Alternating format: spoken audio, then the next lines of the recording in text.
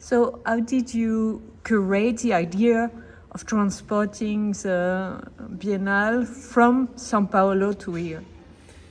Well, this exhibition is part of a large series of traveling exhibitions that we did. So the one here, of course, was done thinking specifically of the space and of the context, but it's also an attempt to try to show people how the biennial in Sao Paulo was organized. So we have 4 of the statements that we call, which are elements that come from outside the art world and that sort of lead you to make specific readings of the works. So we have 4 here in Sao Paulo, where 13. And we tried to come up with a selection of works that related, of course, with those statements, but that could also point to issues that are, I think, urgent, not just in Brazil, but everywhere in the world, including France, of course. But the situation in Brazil, when you did it last year, was very special in many points, right? Yes. So probably you need to express something special. Well, let's say the situation in Brazil was very difficult when we started thinking about the biennial, and it became way more difficult during the process of doing the biennial because of the pandemics. So all the issues that were already very tense in Brazil because of the specific government that we were living with, but also I would say because in an historical perspective, these issues, I mean racial issues, environmental issues, social issues, have been always very tense in Brazil, and they are very present in the daily life of everybody there. But we also didn't want to do a biennial which only addressed the facts or the issues that were in the news at that very time. Yes, for sure. I think the title of the biennial is a very good way of explaining or trying to explain how we dealt with that situation. The title of the biennial is Faz escuro mas eu canto, which we translated as Though it's dark, still I sing. And I think it's a very nice way of trying to show how we dealt with this huge responsibility, which is to do a biennial in a time like this in Brazil. So we acknowledge, and that's the first part of the verse, we acknowledge in a very clear way that we are aware of the darkness of the time that we're living, of the difficulties, of the tension, of the drama that is everywhere. But at the same time, we want to talk about that, but we also want to talk about other things. We want to preserve a space for singing, as Tiago de Mello, who's the poet who wrote the verse, would say, or to do art, or to do music, dance. All these aspects of cultural production were present in the biennial. Many of them were actually addressing political and social issues which are very urgent in Brazil and elsewhere, but many of them were not, like the large Carmela installation of monotypes, Carmela Gross installation of monotypes that we have here, or Alice Shintani's paintings of flowers, many of them extinguishing in the Amazon. They point at things that you could consider politics, but at the same time they talk about other things. And this balance, I think, was very important for sure for us in the conception of the biennial, and I think is what allowed us to talk about very difficult and very tense issues in Brazil at the time without becoming too much of without the show becoming too much of a political show, which at the scale of the biennial would be probably unbearable. Yeah, so you mean there's a part of it which is a preoccupation for aesthetic too?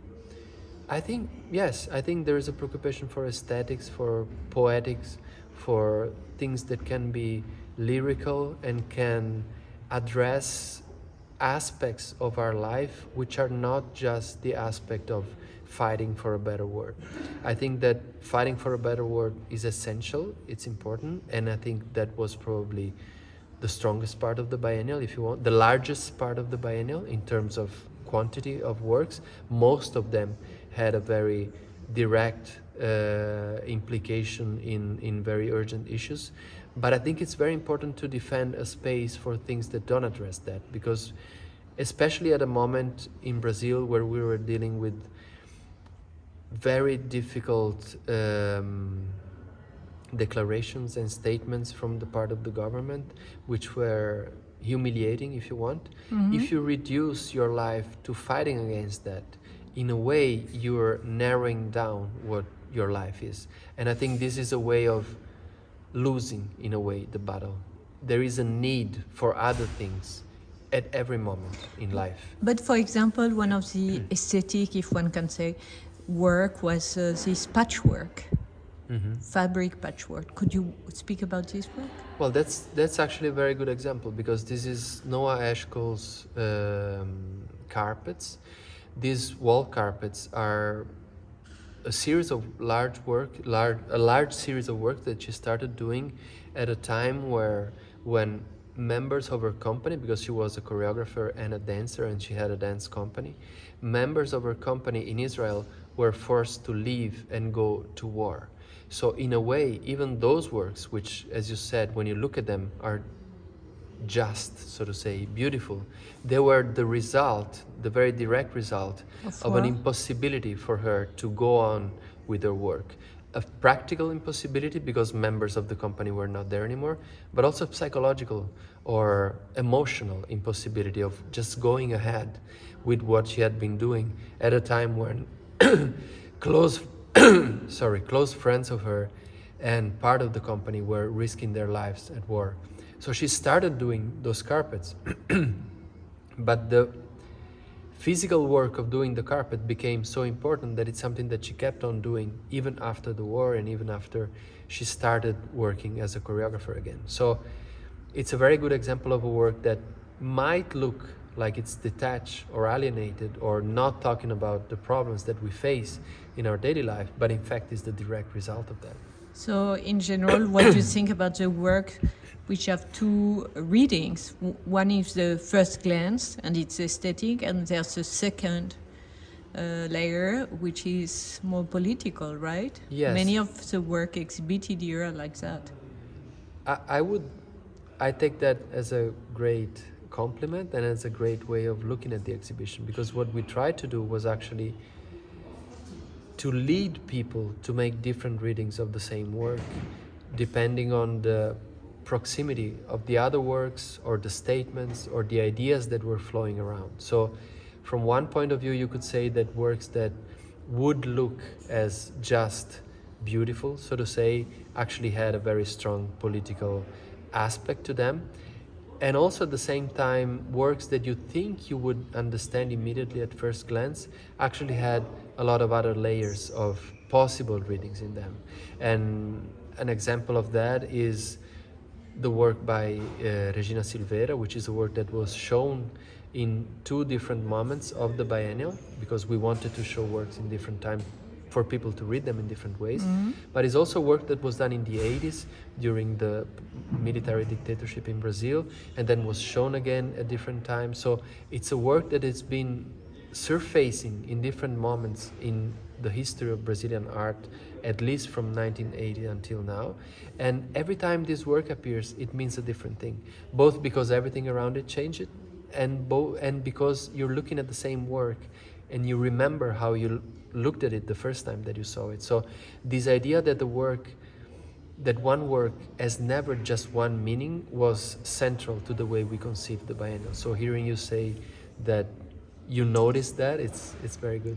And there's a very sad story about the Bienal with an artist who was kind of the star of the Bienal and who died during the Bienal. Yes, Jaider Esbell. Jaider Esbell was an amazing artist and an amazing person, and was one of the most passionate and most effective advocate for what he would call arte indígena contemporânea, so contemporary indigenous art. He came from a community in Roraima, in the north of Brazil, and he was of the Macuxi ethnic group.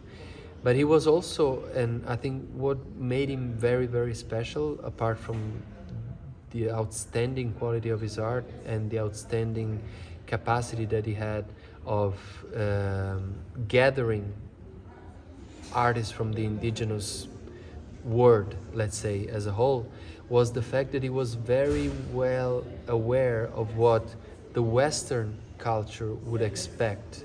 And he was always confronting that, but also always addressing these issues. So he was probably the only artist I know who come from that background, who was able to directly address and confront, never in a pacified way, always in a very tense and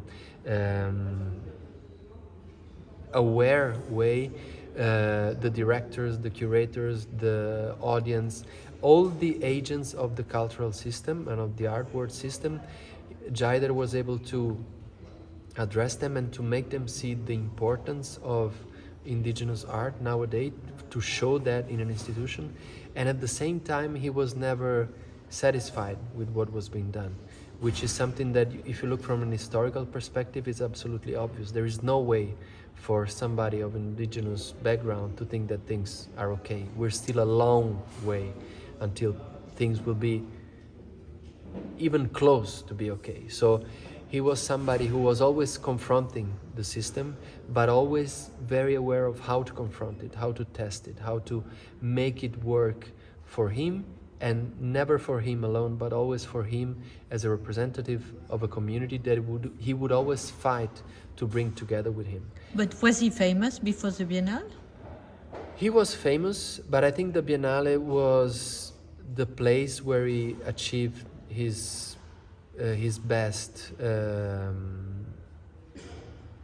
where he achieved the largest visibility, let's say. But I wouldn't say that this was something that we did for him. This was something that he did for us. And we were lucky, I mean the curator, we were lucky enough to start working with him at a very early stage of the Biennale. And when I mean working with him, is really having a lot and very intense conversation with him, and he would guide us to invite and know better and understand better the art of other indigenous artists that were then invited to take part of the biennial. And all this led to create a very good relationship with him. And when I mean good, again, I don't mean a friendly relation, because he was not there to be a friendly or supporting in a neutral way person. He was always confronting and instigating and expecting more. And this was for us something that we embraced and that we understood and that we went for. And what he gave back to us, so to say, was that at the beginning of the biennial, he made some unscripted performances in the Biennale. And one of the things that he did, which was probably the highest honor, I think, for us, was that he appropriated the biennial, so to say. He came into the biennial with a large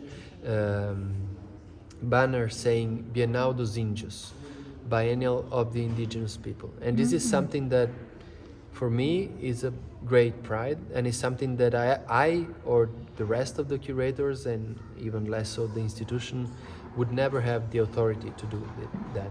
But he had the authority to do that. And the piece here that is shown, yes, is like a larger, it's about vocabulary. It's vocabulary, right? Yes, it's basically what he did in the piece here, which is Carta ao Velho Mundo, so letter to the old world, is he took a classic painting or art history book, which is, of course, as it was until very few years ago, a book of Western paintings and sculptures.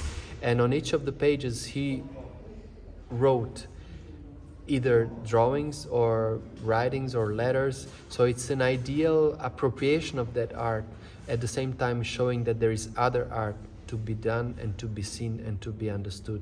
And what is very beautiful is that the original work, what we're showing here, is a facsimile of the work in order for people to see all the pages. But the original work is now part of the Pompidou collection in Paris, which is, I think, a very, very important thing. Wow. Yes, so this is the kind of thing that I say that Jaider was the only one who was actually able to break the bubble, so to say, and go beyond. Yeah, of but course, sadly not he the only passed one. away. Suddenly passed away, yes. Merci beaucoup. Pas de Obrigada. quoi. Um prazer.